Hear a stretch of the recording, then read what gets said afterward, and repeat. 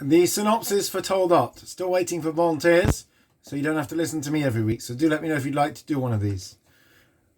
In this week's Parsha, Yitzchak and Rivka, Isaac and Rebekah, have been childless for 20 years. Finally, their prayers are answered, and she conceives. It's a difficult pregnancy. The children struggle inside her. God tells her that there are two nations in your womb, and the younger will prevail over the older. Esau emerges first. Then Jacob, Yaakov, is born clutching his heel. Hence the name Yaakov, which means, related to the word Akev, a heel.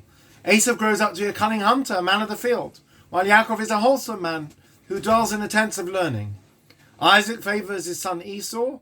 Rebekah loves Jacob. Returning exhausted and hungry from hunting one day, Esau famously sells his birthright, his rights as firstborn, to Jacob, to Yaakov, for a pot of red lentil stew. Meanwhile, in Gerar, the land of the Philistines, Isaac presents Rebekah as his sister, out of fear that he'll be killed by someone coveting her beauty.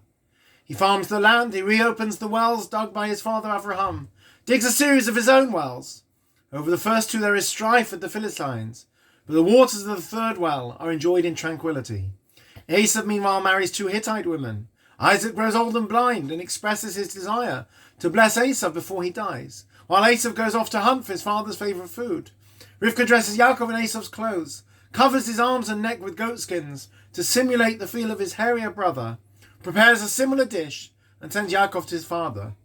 Yaakov receives his father's blessings for the dew of the heaven and the fat of the land, and to be master over his brother.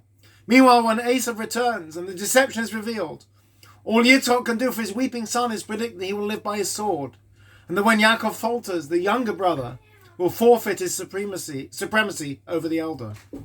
In the end, Yaakov leaves home for Haran to flee his brother's wrath, to find a wife in the family of his mother's brother Laban.